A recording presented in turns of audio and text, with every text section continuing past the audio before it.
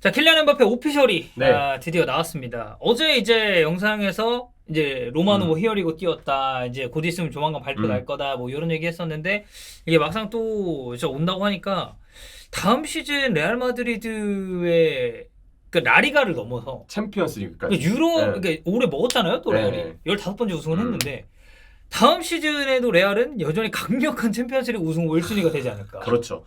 기대가 많이 됩니다. 물론 어느 팀이건 새로운 선수가 왔을 때는 그 선수를 적응시키고 플랜을 다시 가다듬어야 되기 때문에 잠깐의 부침은 있을 수 있어요. 근데 저는 그 부침도 안첼로티 감독이면요. 안첼로티의 장점이 뭡니까? 가지고 있는 선수들의 장점을 다 발견해서 그들의 장점을 융화시키는 플랜 A는 진짜 잘 짜는 감독이라고 생각해요. 항상 이야기하는 큰 판을 잘 들고 오는 감독이다. 그래서 이 감독이 웬만한 팀을 맡아도 특히 레알 마드리드에서는 정말 그 스타 선수들이 이끌고 계속 성공 가도를 달리는 거라고 생각을 하는데 안첼로티이기 때문에 음바페가 합류한 레알은 더 기대가 되고 초반에 잠깐 부침이 있을 수 있어요. 어느 팀이건 새 선수가 왔을 때는 판을 짜고 뭐 적응을 시키고 특히 비니시우스와 음바페 동선 맞추는 과정에서는 좀 그럴 수도 있는데 저는 그게 그렇게 길지 않을 거라고 생각해요. 그러면 안첼로티가 이제 그 음바페랑 비니시우스랑 호드리고 다 왼쪽에 두나요?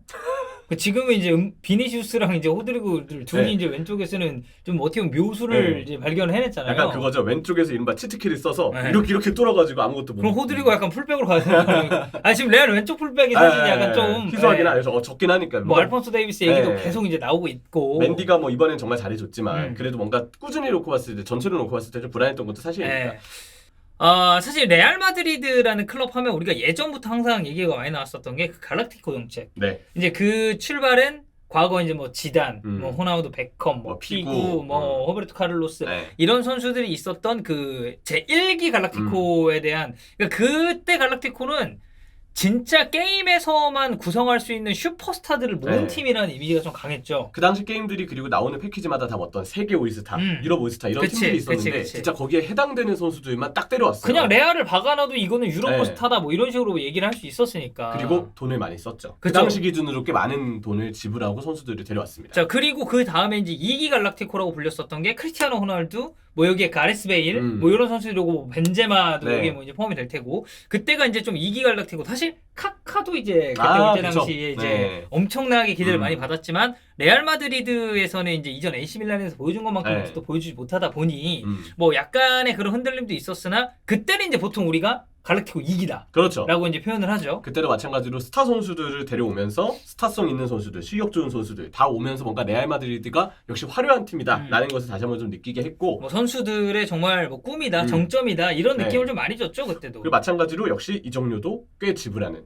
정말 이제 어떤 투자를 아끼지 않는다라는 느낌을 줬던 게 또 그때 갈락티코 2기 때 느낌이었다고 볼 수 있습니다. 그래서 지금 이제 이 선수들이 좀 모여드는 걸 놓고 봤을 때 이제 갈락티코 3기라고 말씀을 하신 분들이 꽤 많은데 이번 갈락티코 3기는 저는 이전 1, 2기 때랑은 약간 느낌이 좀 다르다고 생각하는 건 이 어린 자원들을 데려오는 데 있어서 그러니까 예전에 진짜 그 스타 선수들을 긁어모으는 그런 느낌이라기보다는 이제는 좀 키워냈었던 자원들도 있고 그리고 생각보다 FA로 이적을 하는 선수들이 좀 있기 때문에 예전만큼 그렇게 레알 마드리드가 그냥 한 선수에 막 진짜 천문학적인 금액 딱딱 지르면서 뭔가 데려온 그런 느낌과는 살짝 다르지 않나. 그리고 완성된 선수가 아닌 이제 막 성장하려는 선수들도 꽤 많이 데려오고 있잖아요. 그리고 그 선수들의 어떤 출처, 오게 된 어떤 경로가 주로 남미 쪽일 때가 많습니다. 남미 쪽의 유망주들을 데려오면서 그 선수들을 어린 나이에, 완성된 기량이 아니에요. 어린 나이에 데려와서 그 선수들을 결국 육성시키고 최고의 선수로 키워내고 있는 그런 케이스를 이제 이번 갈락티코 시기 때는 좀 보고 있는데 이게 어떻게 보면 이전과는 확실한 좀 차이점이라고 볼 수 있겠죠. 그러니까 그들이 이제 성장을 해서 갈락티코가 된 느낌의 선수들이 지금 리스트에는 꽤 있어요. 자, 그래서 저희가 오늘은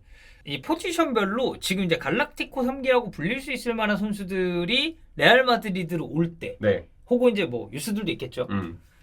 이제 어느 정도의 금액이 들었느냐.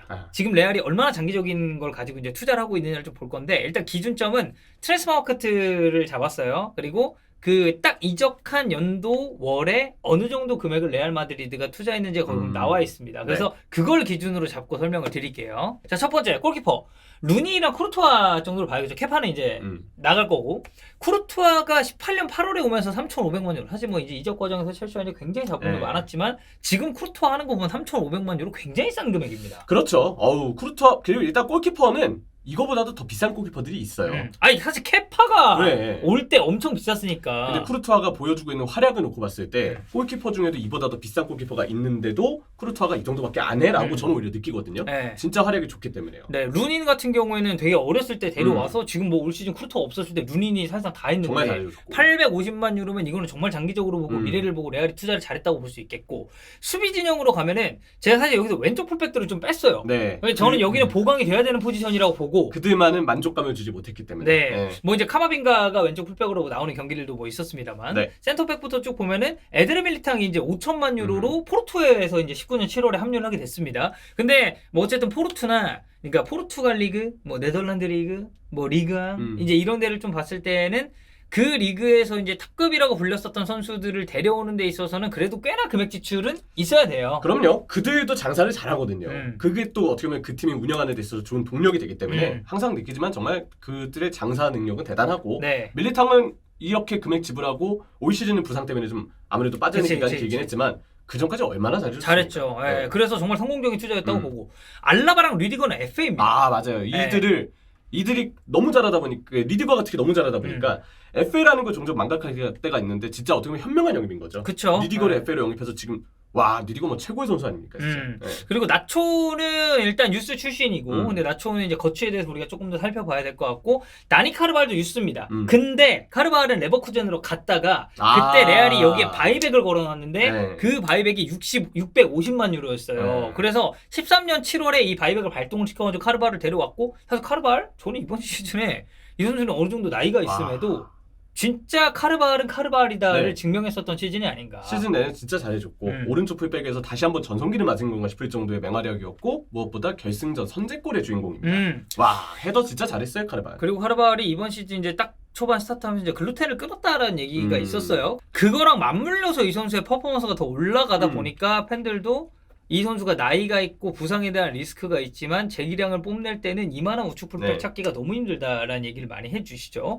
자 미드필더로 가겠습니다. 미드필더는 그래도 돈을 꽤 투자를 했는데 일단 추아메니 22년 7월에 넘어왔어요. 8천만 유로 투자했습니다. 굉장히 핫했던 선수였죠. 네. 아무래도 이제 경쟁이 또 붙었던 만큼 8천만 유로를 주는 것은 당연했고 지금 보면 정말 잘합니다. 네. 진짜 이 선수는 유사시에는 어쨌든 센터백도 올 시즌에 추아메니가 또 본 시즌이 있었으니 본 경기들이 있었고 그리고 삼선 자리에서 또 추아메니만큼의 역할을 할 수 있는 선수를 찾기가 어려우니 그렇죠. 이거는 레알 마드리드가 굉장히 공격적인 투자를 통해서 영입을 좀 했다고 봐야겠죠. 그리고 이전에 레알 오기 전에 추아메니가 뛰는 것과 오고 나서 레알에 합류하고서 뛰는 것은 또 차이가 있는데 확실히 레알 오면서 더 성장을 했어요.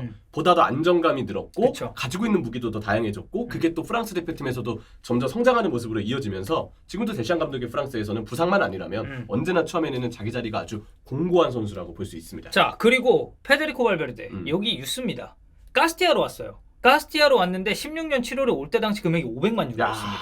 그러니까 발베르데 같은 케이스가 그거야.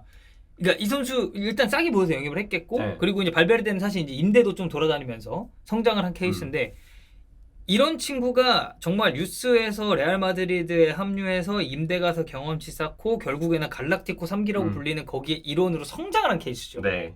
그래서 어떻게 보면 발베르데도 야, 이 정도의 선수를 키워내다니. 사실 대부분의 팀들이 그 유스에서부터 이렇게 올라온 선수들을 정말 많이 부러워하는데 발베르데도 되는 선수라면 정말 절대적으로 부러울 수밖에 없죠. 그렇죠. 뭐 이 선수는 뭐 거의 못하는 포지션이 없다고 봐도 될 정도로 큰 육각형의 저는 맞는 멀티플레이어라는 생각을 좀 하고요. 중원장하게 정말 많은 역할을 하죠. 그리고 우측에 있어서도 발베르데가 미친 영향이 많고 여기에 카마빈가 3,100만 유로 지금 하는 거 보면 뭐 여기는 뭐 왼쪽 풀백 갔다가 중앙에서도 제 역할 잘해주고 투리 확실한 선수이고 아르다 길러는 좀 더 장기적으로 봐야 되지만 저는 길러 올 시즌 하는 걸 놓고 봤을 때 왜 데려왔는지 알겠더라고. 야 후반기 때 뛰는 거 보니까 아 이게 재능은 재능이구나라는 느낌이 확 들었어. 물론 이제 부상이 이제 좀 있었지만 그 리스크를 극복을 했고 브라임 디아스도 1,700만 유로로 맨체스터 시티에서 이제 19년도에 1월에 이제 합류를 했고 주드 벨링엄 1억 300만 유로는 이건 썼어야 되는 돈입니다. 지불해야 되는 돈이죠.